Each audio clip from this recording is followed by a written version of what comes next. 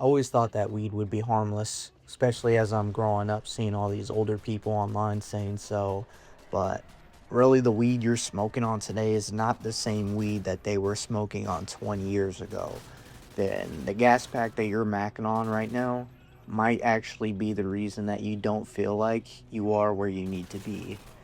Now, being manufactured by companies to fine tune these THC levels to the max, so it's more marketable, these carts, as well as the green, yes, the green too, will set you back mentally, which will manifest into your reality.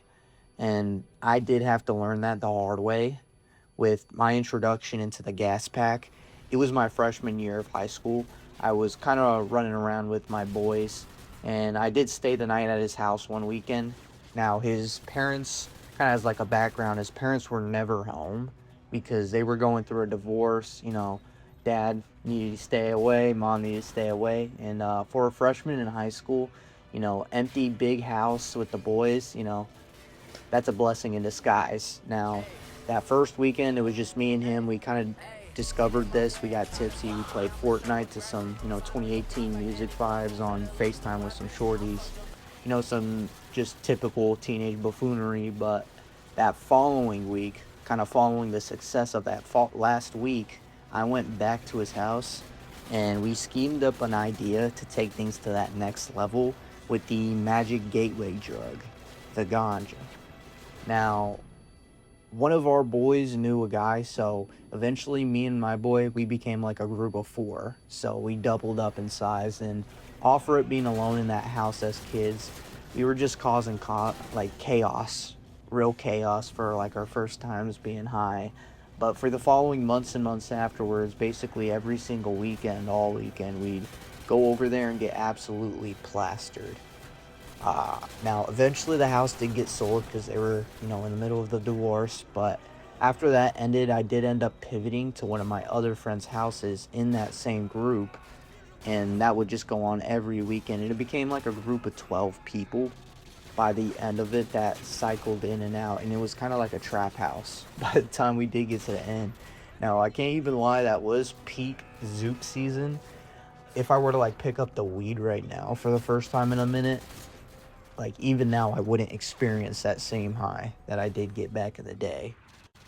But that's basically what it is, being able to live in the moment constantly. But doing that over and over is a very superficial way of life and living life, and it eventually does have cost over an extended long period of time. Now, when you are high, you really aren't stressing about little things. That little voice in your head that you hear. I mean, I hope you're here. If you don't hear it, you're not conscious, but that little voice in your head that's trying to constantly annoy you at all hours of the day, it's finally able to just shut up, kind of quiet down for a little minute. It feels great, but at a certain extent, you kind of need that voice in the back of your head. You need that stress in your life because if you don't, you'll be in that same spot in your life for many, many years and you'll end up being content with it. And that's really the thing. Sometimes you actually got stuff that you're, supposed to be stressing about. And especially in today's day and age, like we cannot get complacent now. It's market, the whole housing market and stuff. I just made a previous video on that. Like you got to really move with urgency. And the weed just hots that urgency with dealing with the problem. Now, like I said, that same sense of urgency, it not being there with the Zal, you are completely complacent and you find the bad situation that you're in not as bad as it is. Like you'll think it's a lot better than it is. You actually become fine and content with whatever it is. And most of the time it's doing some mediocre stuff. And the worst part of it all is your brain is going to be operating at like a 20% capacity than normal.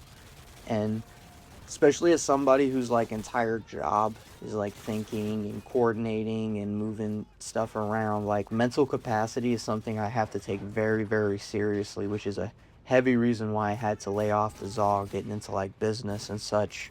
But over an extended period of time of abusing it, but which, if we're being honest, 99.99% of stoners do abuse, that brain fog, that's going to be one of the first things that you notice. They call it the stone look. You're gone basically. It's like someone has put like a filter on your thoughts before they can fully pass through your processing. And I remember there would be instances where I'd sit back and know that I needed to get rid of this brain fog, but knew that that root cause of the brain fog was because of the weed. And in that point in my life, like, weed was a non-negotiable to have in my room to kind of save for later as a minimum, even if I wasn't smoking it at the moment. Just knowing that it was in the room gave me a level of comfort as like a fallback option if shit hit the fan and I needed to feel alright for a minute.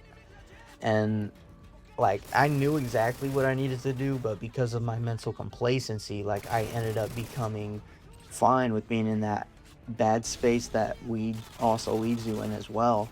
And it got to the point where I told myself, like, hey, I just can't quit because, I'm just like gonna accept them cooked, which is not something that you do. Like, you just gave up on myself, but like, you could feel your IQ drop gradually over time, and like your memories from long ago, those start to fade. And there's always that thing that you were just talking about that's on the tip of your tongue. You're always looking for that photo on your phone that is, you just forget where it was. Like, your brain fog makes your memory complete horse piss. And the more consistent you continue to smoke on the Zaw, the worse that you feel about it, because you're fully aware of the fact after a certain point. And even worse, unconsciously, you're still continuing to do it because that's all you know what to do. You're aware, yet you're unconscious of the situation. Now, back in the day, like, when they were doing a lot of these tests, it was not the same gas pack that they're using today.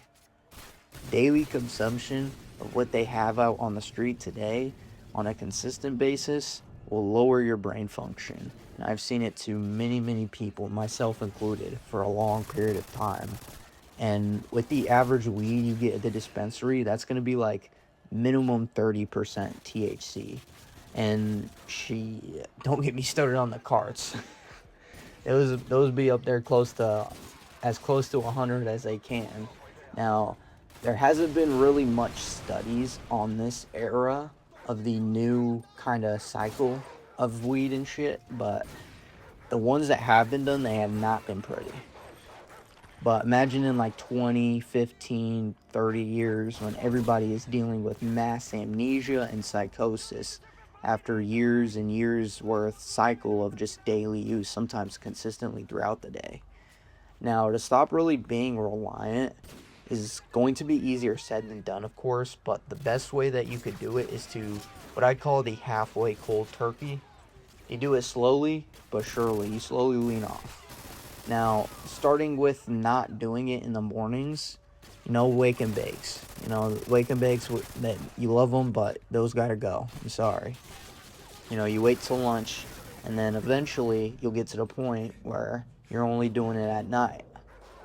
And then as like, for myself, I needed a little extra kind of step, and I did it to motivate myself, and I was doing it kind of as like a reward after a certain point. Hey, if I had a good day at work, if I had a good week at work, job well done, bang.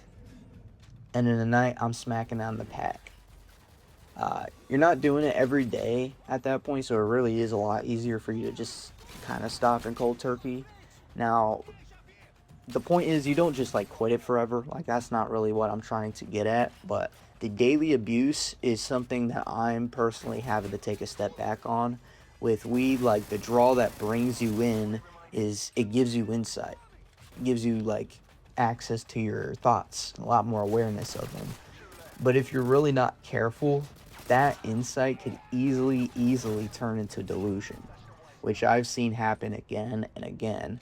And that's where the eventual parts of psychosis comes in. Because if you fully and full-heartedly believe in something, even if it's not true, you'll still fully and full-heartedly believe it. And eventually you'll start questioning your own reality.